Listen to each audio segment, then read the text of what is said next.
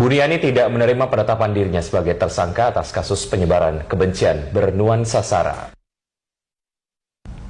Tim kuasa hukum Buniani berpendapat kasus yang menimpa kliennya itu tidak dapat dinaikkan ke tahap penyidikan hingga adanya penetapan Buniani sebagai tersangka.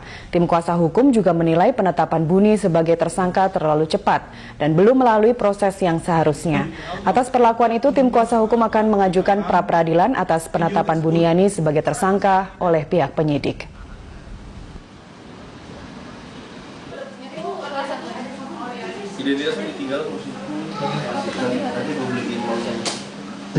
Mengajak kepada siapa?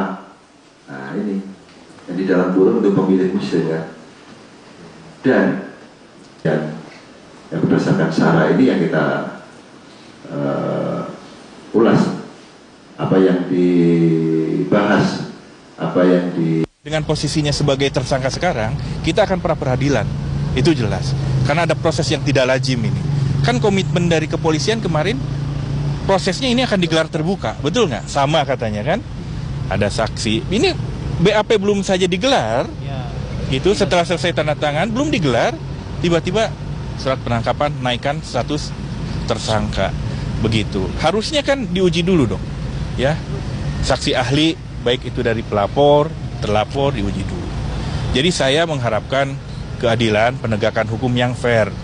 Dan Pak Buni pesan dari dalam, mohon doa kepada seluruh masyarakat Indonesia, khususnya umat muslim ya, untuk bisa mendoakan beliau agar, dan pesan beliau, dia meminta jangan tinggalkan sendiri ya, dan meminta doa untuk menghadapi cobaan. Begitu. Telah melayangkan permohonan pencegahan terhadap Buni untuk keluar negeri ke pihak kejaksaan 60 hari. Kabid Humas Polda Metro Jaya Kombes Awi Setiono mengatakan penyidik memiliki alasan objektif dan subjektif untuk menentukan seorang tersangka dapat atau tidaknya ditahan. Alasan objektifnya, penyidik menilai Buni selama pemeriksaan kooperatif dan menjawab seluruh pertanyaan penyidik. Sementara terkait alasan subjektif tidak menghilangkan barang bukti, penyidik telah menyita semua barang bukti yang berkaitan dalam kasus itu dari tersangka. Buni telah diduga menyebarkan informasi yang dapat menimbulkan kebencian atau permusuhan terhadap golongan atau kelompok atas SARA karena memposting kata-kata pada caption video Basuki Cahayapurnama soal surat Al-Maidah ayat 51. Kemudian alasan subjektifnya, yang pertama yang bersangkutan terkait dengan tidak melarikan diri, kita juga sudah melakukan upaya pencegahan untuk bepergian ke luar negeri, dan dalam waktu dekat kita akan segera kirimkan permohonannya kepada Kejaksaan Agung RI.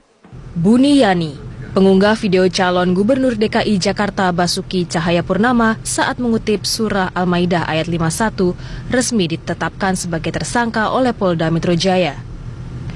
Buniani disangkakan pasal 28 ayat 2 dan pasal 45 ayat 2 Undang-Undang Nomor 11 Tahun 2008 tentang Informasi dan Transaksi Elektronik atau Undang-Undang ITE, yakni penghasutan berbau sara yang berpotensi menimbulkan rasa kebencian dengan ancaman pidana 6 tahun penjara.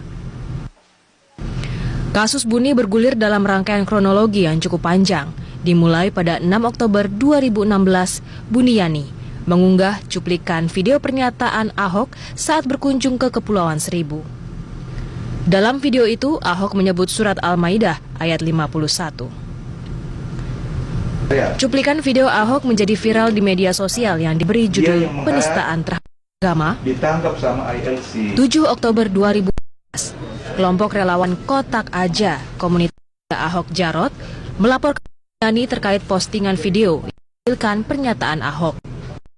Postingan itu disebut kali untuk tidak ditayangkan secara utuh dan berpotensi memprovokasi masyarakat. 10 Oktober 2016, Buniani melaporkan balik komunitas advokat pendukung Ahok Jarot, Kotak Aja. Buni merasa tidak pernah mengedit video Ahok dan ia merasa difitnah dan dihalang-halangi dalam hal kebebasan berpendapat. 14 Oktober 2016, Video yang diunggah Buniani dijadikan rujukan aksi ratusan orang dari Front Pembela Islam.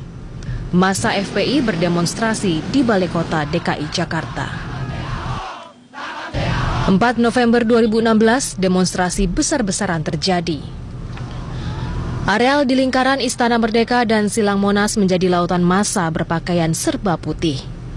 Aksi bela Islam yang berlangsung damai itu menuntut pemerintah turun tangan agar proses hukum terhadap Ahok dijalankan. 15 November 2016, desakan publik dan ketegangan situasi politik di ibu kota telah membuat Presiden Joko Widodo mengeluarkan pernyataan dan sikap resmi selaku kepala pemerintahan. Dalam pernyataannya, Presiden meminta Kapolri Jenderal Tito Karnavian memerintahkan jajarannya untuk memproses hukum Ahok secara terbuka dan transparan. Dilakukan pada hari ini. 16 November 2016, polisi menetapkan Ahok sebagai tersangka meski tidak disimpulkan dengan suara bulat. Ahok dikenai pasal 156A Kitab Undang-Undang Hukum Pidana Yunto Undang-Undang Nomor 11 Tahun 2008 tentang Informasi dan Transaksi Elektronik atau Undang-Undang ITE. Yaitu dari Kejaksaan. 23 November 2016, Buniani untuk pertama kalinya diperiksa sebagai terlapor atas laporan Kotak Aja terkait Undang-Undang Nomor 11 Tahun 2008 tentang Informasi dan Transaksi Elektronik. Buniani memenuhi panggilan polisi pada siang hari dan menjalani pemeriksaan intensif di Polda Metro Jaya. Berdasarkan hasil pemeriksaan dan penyelidikan, polisi menetapkan Buniani sebagai tersangka penghasutan SARA. Tim Liputan Berita 1, Jakarta.